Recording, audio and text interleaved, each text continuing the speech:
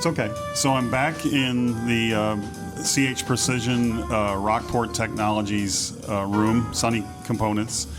I was so mesmerized by what I heard yesterday, I thought I'd come back and give you another sample today. And I also feature the CH Precision components a little bit more than I did yesterday. So take a listen.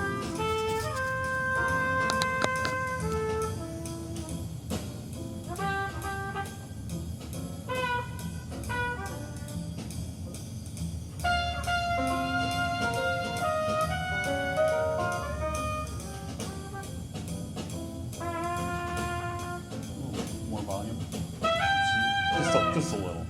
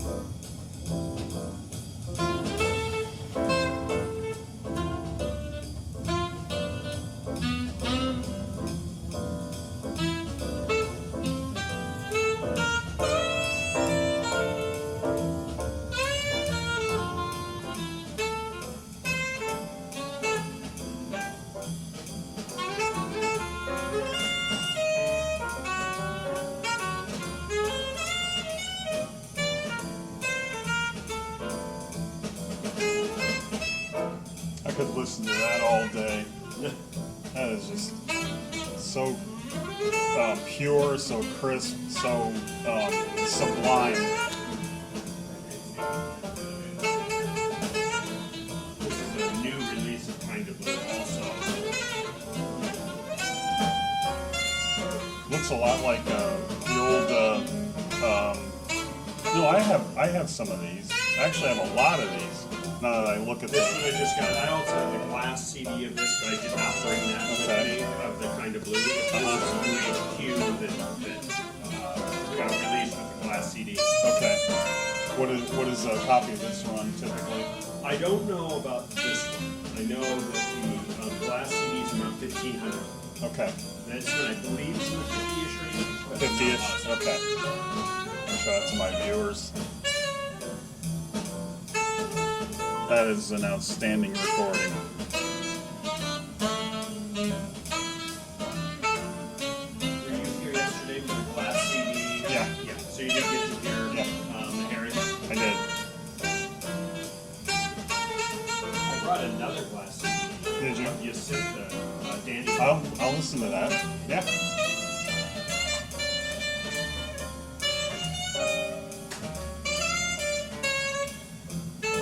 So this is the glass CD. It's a little A little smudged. on the top, but Wow, that's got some weight to it. it does have a bit of weight, which I imagine has something to do with the performance, but also the quality of the glass and the quality of the metal. UHQ CDs are the closest to glass. Special care for the metal, but then they use a very thin, almost like a foil, to fill in the dimples more correctly, if you will, Wow. and then the harder bicarb Okay. on top of it. So special care and taken. that minimizes read errors, I assume. Correct. Yeah. Yeah. So this is a regular CD that you're listening to. They have to be fragile though. I don't think you want to drop them. Yeah, you don't want to drop it. Yeah. No. So these are fragile. Uh-huh. The UHQs, and you'll also see the UHQs that are green. A lot of Japanese pressings, and those are about $20. Okay. So they're not outrageously expensive. And as media, I have a couple of Ozawa. I think I have one Ozawa with me in the Quinto Festival, and Okay. they're fantastic discs. And again, they're not 1,200 or to 1,500, but they're $20. They're almost the regular, marginally more expensive. So And performance. who's carrying those? So luck, or I spend a lot of time now, since most record stores don't exist anymore, with selection. Yeah. I hate to say it, so it's, Amazon. Well, CD Japan. CD Japan? Yeah. Okay. It's a fantastic place for CDs. Okay. That it's still, they don't stream, it hasn't caught on, if you will. They still prefer physical media culturally in Japan. Okay. So it's one of my biggest markets for transports is Japan for that. Oh, yeah, given And that, so, for example, given that nobody's making them anymore. I played this earlier, this beautiful Brahms. I have a series of Brahms, but this was, I grew up with the Boston Symphony in Tanglewood. Okay. And so Ozawa is one of my favorite conductors, just since that's who I grew up with. And so this is a Japanese pressing. It's a Philips, but if you open it, you'll see it's, I mentioned the green CD. Yeah. So you'll see these from time to time, and these are spectacular, just Okay. as media. Now, of Okay. course, the performance could still be terrible. Yeah. Recording could be terrible. I mean, there's a whole bunch of other But variables. the CD is very high quality. Typically, though, the things I find on this, MQA CD, which is a format that I happen to love, and what I'm going to play for you is an MQA CD. Almost all of the MQA CDs that I own are done with this media. Okay. It just happened to be one of the things, and that's the encoded MQA into a CD packet. So if you Okay. have a regular CD player, it plays as just Redbook CD. In the case of the synth that I'm going to play for you is MQA CD. It actually comes up, I believe it's standard MQA, so it comes up at 2488.2, I believe. It might be 352. Okay. I'll look in a minute. Okay. To see what this one comes up. Anyway, MQA CD is another. I don't understand enough of the technology. They call it folding and encoding, and they're doing something. They're still packaging it into a conventional file for 1644, but somehow there's some unpacking stuff that gets us more resolution. So it's a smaller packet with higher resolution on the other end. If you have a full MQA encoding and rendering compatible DAC. In this case, my transport is also an MQA transport, but you could use just a great transport with a DAC that's an MQA certified DAC. So both my C10, my C1.2, even my integrated amp, the I1, is all MQA compatible. Can you eject the CD for my viewers so they can see how it works? I love that mechanism. Yeah, that is cool. It doesn't even look like a CD player. So we build this transport. So the D1.5 is only a couple of years out. Our original transport that we had for almost 13 years, the D1 was built with the famed esoteric transport. Yeah, I have an esoteric. Best transport made. And then esoteric stopped making them available for OEM. And so we had a choice. If we wanted to continue supporting SACD, we had to use D&M. Okay. The D&M transport wasn't as good. Okay. And that's what you have in almost every SACD player today. They're using, or compatible transports using the D&M. esoteric.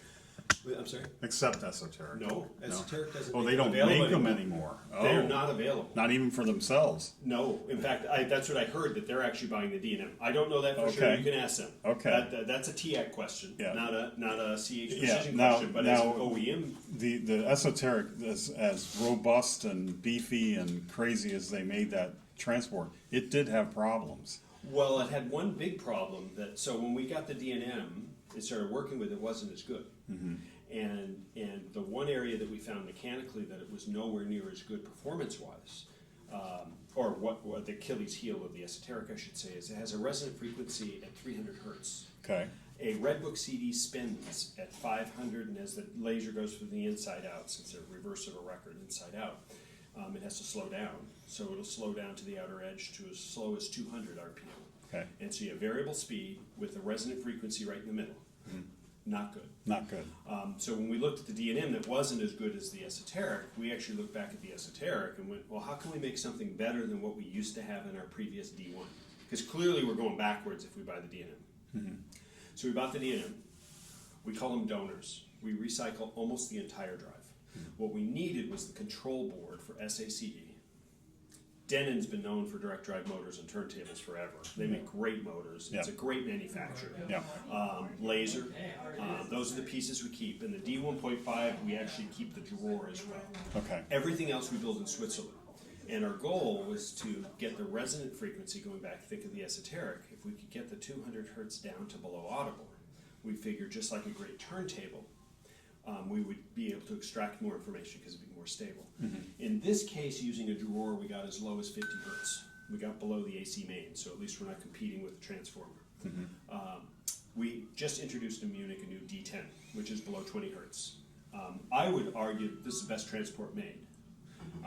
In July, when the D10 starts shipping, it will be the second best transport made. We did a couple of comparisons for a few select people between the D1.5 and the D10, and it's shocking that even that difference is heard. And I've done shootouts with this and the esoteric transport. Okay. Trust me, I did the same quality power supplies and everything between both units. So I used my own D1 versus a D1.5, not picking on other manufacturers. Executed, we think, as good as we can, executing with our drive that we build in Switzerland. And this drive's absolutely amazing. It required that I got all of my discs out of storage. I put racks up in my office now for all of my darn CDs. I was happy to have them all ripped and hidden away in a hard drive with 4 terabytes stored. Now I'm playing CDs again. I had to buy a transport. I mean, it was really kind of annoying in some ways, having to have another physical media in the house.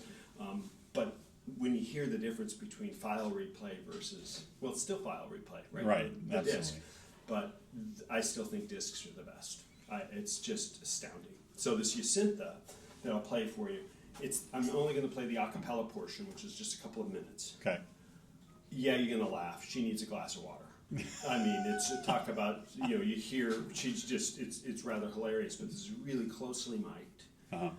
Just her voice. Okay. And this is on a MQA CD, but it is a crystal disc, so it's a glass CD. Wow. So, Okay. anyway, Looking here we forward go, to and that's with our new D10 that we talked about a little bit yesterday. Okay.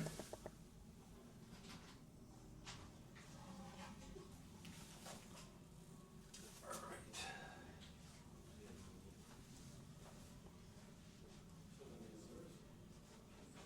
Oh, Danny boy, the pipes are calling from glen to glen and down the mountainside.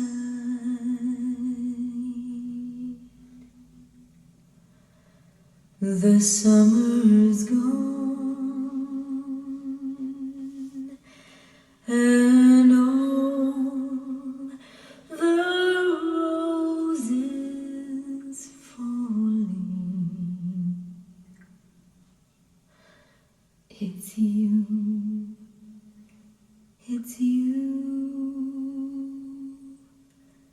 must go, and I must bide.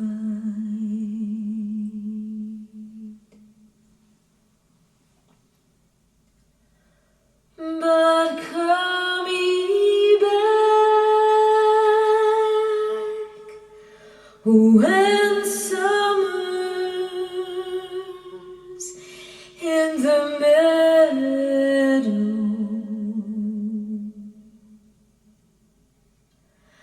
or when the valley's hushed and white with snow.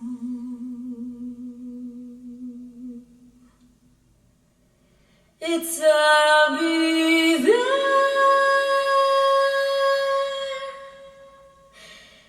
in sunshine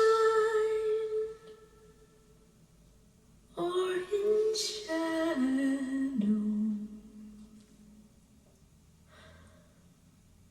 Oh, Danny boy, oh, Danny boy, I love you so. Captivating. Isn't that crazy? Wow. So it was Wow. 2488 as I did remember correctly, MQA in a Redbook packet. So it's a convenient disc, although I doubt you'll be playing that in your car. No. Likely Not, you're going to take not your, a chance. your I'm not even going to put it in a slot-loaded player. exactly, Yeah. exactly. For fear it'll get stuck in there. But anyway, so there's an example of glass CD. I think that's where digital playback is at its best. Yeah. The new D10 that is a top load, just the transport with no power supply. It's a two-piece design. It's 50 kilos. It's over 100 pounds just for the drive. Oh my and I God. mentioned it gets the resonant frequencies. It's a pure mechanical difference. There's some electrical things we do in isolation, but really the difference in that is the drive that we build in Switzerland, and where this one, just this piece that the motor and the laser sits on, we call it the sled, is a kilo of brass that we machine. In the case of the D10, that same part is 13 kilos. Wow. Then you have the rest of the player, because you can't just suspend that much mass without having the rest of the unit be substantial enough, otherwise it might fall over or get crushed. So anyway, So what's the price point for that player? as a transport only, it's $38,000. Okay. You can get DACs for it. They're $5,000 for left and right outs. So you could have it DACs as a that CD. you put internal or Yeah, outboard? everything from CH Precision has that we Modular, base on right? it's modular, so we have a card cage, Okay. so we can put left to right mono DAC outputs. That's what we call them, our DAC outs. So or it analog effectively outs. makes it And it's- 48K. Correct. Yeah. Well, no less. It's because they're 5,000. Oh, So, okay. yeah, you're Oh, I thought there were 43,000. two. No, I gave you the pair price. Pair It's sort of price. like speakers That's prices. great. I preferred giving those prices. Yeah, So, that's fantastic. yeah, so I'm using it currently as a transport only. So while this one's been equipped, I've turned all of those extra functions off because it quiets the less stuff you're processing. Okay. The quieter, the lower the noise floor. So for example, the C10, the two-piece DAC that you see here, which is the debut on the West Coast. It's the first time we've shown it here at the show. Sunil, I think, got one of the very first in the U.S. It's a two-piece design, and it is a dual mono DAC. There's a lot of tech in it. Everything that comes in the case of a Redbook CD, will be upsampled at 2.83 megahertz, which is DSD. But unlike DSD, which is 1-bit, it's actually 24-bit. Interesting. So you compare it to, for example, Delta Sigma at 5-bit, which is the leading high resolution in the $100,000 kind of price range or so. It's 8 times the resolution of 5-bit at DSD2. So is it then pulse density modulated? It's a lot of, well, it's still PCM. It's PCM. Okay. But what we're doing is we have 8 DACs per channel. Okay. And we've upsampled with our upsampling filters, which are proprietary in-house algorithms. They're short spline filters, so they're incredibly time coherent. We've also almost completely eliminated. There's still some residual pre and post ringing. But if you're familiar with most DACs, you choose the filter. The term filter is really a bad word. misnomer. It should be called AI or something, because we're making up spots on a curve in between the two spots we Right. have. Yeah. Right? So it's all approximate. An interpolation, if you will. If you will. Yeah. And so what we're doing with the Redbook CD at 1644, if you're taking 44.1 signal, we're bumping it up to 705.6. Much greater resolution. And if we go for frequency response accuracy, which is what most people do, you end up with time smearing. The algorithms are much longer. We want to get in and out. Think of analog. It's we talk about short signal path. Yeah. The math actually works kind of the same. If we have a short signal path or a short filter, we're much more time coherent. Our most current version of these filters, which are done in 32-bit, so all the math is done in 32-bit, so incredibly accurate. Short filters, we give up a slight bit in flat frequency response at 19K, for example, that nobody in this room can actually hear. Not anymore. We're off by, since we were 5. Yes. We're off by 1/10 of a dB. Yeah. So even at 5, we couldn't hear that drop. Okay. But we know it's there. Would we like it flat? Oh, absolutely. Yeah. But what we can show is how, and especially for impulse response, the stuff you want versus the stuff you don't want, we don't have all that ringing before and after the impulse. Yeah. So when you're changing filters on conventional DACs, you're moving priorities on post or pre-ringing, making some compromise between the two. Sometimes you'll have a choice of linearity, right, again, frequency response, which we're not very sensitive to. The more modern interpretation of human hearing is 80% timing, 20% flat frequency response, or frequency amplitude domain. So for all of our products, if there's something we come down as the holy grail, if you will, it's going to be time domain. So all of our spine filters, even our little $5,000 Madison LE streamer from Watson Audio, our smaller sibling company, uses this technology in the upsampling domain. Wow. And you can hear it. When you hear the little Madison LE streamer, you kind of go, oh my God, not only does it sound like a CH product, but it also has a musical quality that nothing at $5,000 does. In fact, according to Herb at Stereophile, nothing at $10,000 does. Wow. I'm not going to put words in anybody's mouth, but we're really proud of, at $5,000, really hard to make such a cool piece. Absolutely. So in the case of the C10, we take that 705.6 file, right, if you will, call it a file, and we split between the 8 DACs per channel and differential. We split in time domain, we call it DSQ. DAC 1 does sample 1, 2, 3, 4. Okay. 5, 6, right? So we're splitting, each DAC is doing a part. And that's where the increased resolution comes from, where mathematically it works out to 2.83 megahertz, which is DSD1. Okay, so PCM chips can't move that fast, so we have to split them in time domain to run them as fast as it can and then put them back together. And there's no latency issues associated with doing that? No. We've been using multiple jacks for accuracy and trying to make up for differences in DAC chips, and we found actually the time domain is a more important place to play. Sure. And so as we've done different prototyping on this, we found just a great way. And all of this is in-house engineering. CH Precision, 16 years old. The founders of the company, actually, like most people in the Swiss industry, came out of Goldman in the late 90s. They founded a company called Anagram Technologies. Early 2000s, you couldn't buy a great DAC that wasn't using Anagram technology. So their knowledge in the DSP world and upsampling and that, they already have a track record that's now 30 years old. Wow. Or near 30, for those that are being really technically accurate. Not quite as old as the CD age, but But close. they've been doing, so you couldn't buy, even Cambridge in the 2000s was using Anagram technology. Really? I mean, so it wasn't just super expensive pieces. It was pretty cool mainstream technology. too. Yeah, and then then the owners went into the OEM world where they built stuff for other manufacturers in between Anagram and CH. So when we started CH 16 years ago, the idea was to treat our own product like we tried to treat for other OEM companies, doing OEM for others. And OEM is, you're an engineer hired to make the best thing you can, and then the owner of said company has some internal dogma that says, well, that might be the best, but it isn't the way we do it. Change it. So there was all this compromise, trying to refit stuff. So when we did CH, it was the shackles are off.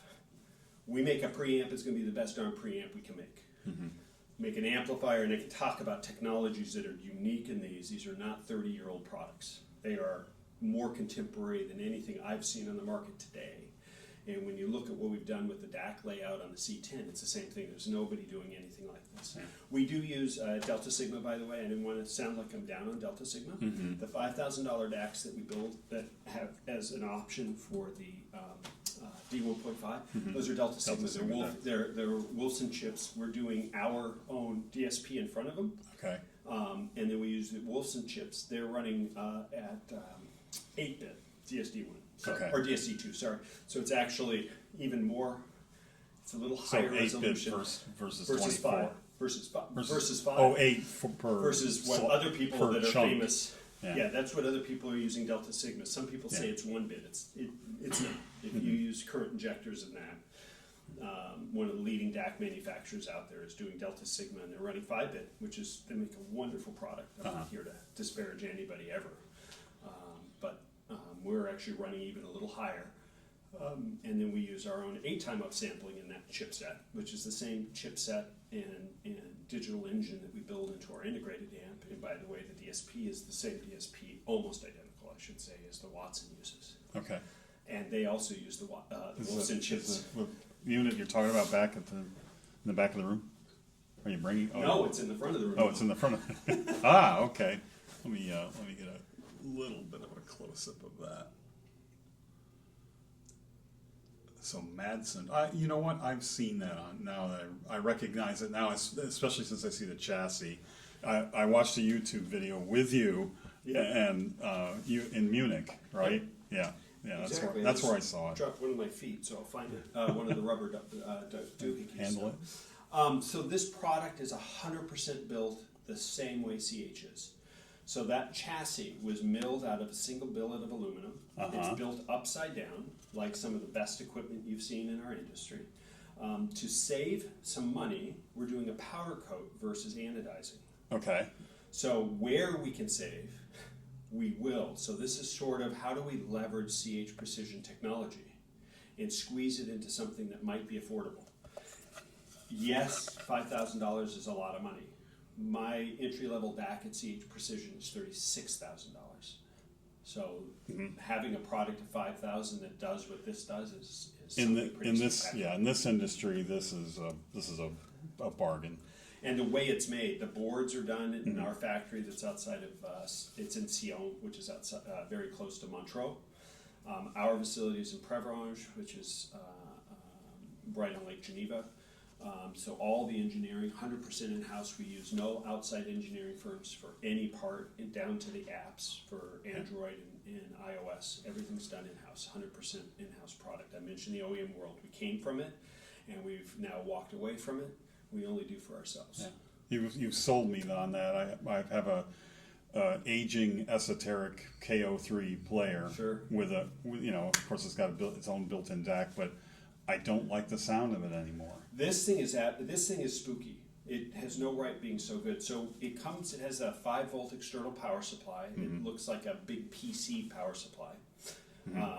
And then we introduced in Munich just a few weeks ago a new external power supply that you can purchase as an upgrade. It's $2,500 or $2,495 to be technically correct, called the Power S for Power Source. We might have some other products on this chassis, like photo stages. Fantastic idea. And so somebody that purchases this, that's absolutely in love with the way it is, but wants to upgrade later for $2,500, and the performance really comes up. And we debuted that in Munich again just a few weeks ago. We expect to be shipping those in the fall. Nice. And we also debuted an amplifier. It's bigger than this, of course. Is that available for sale This now? is available Okay. immediately, yeah. Okay. These are shipping.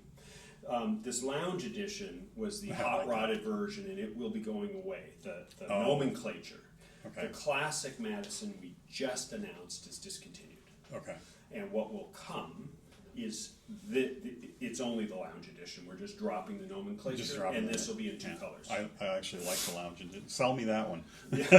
Well, we have a bunch of these. So, do you? Okay. Yeah. And then we're going to have a darker finish later this summer that will be the lounge edition with the 50% more capacitance, the higher grade components, all of the things that made the higher performance of the LE I'm version. looking forward to trying it. So this is really cool. Yeah, so just let us know. Yeah. Well, thank you very much. Absolutely. I've been following CH for quite a while, and this is actually the first time I've had an opportunity to just sit down and have a nice discussion with you and enjoy the listening experience again. I very much appreciate your time. Absolutely. Yeah. Thank you. Given the length of my video here, you're going to be a featured video on my website. Well, so, there you go. Thank you. Yeah. Oh, Right on. Yeah, I appreciate your time. Thank you. You bet. Thank you.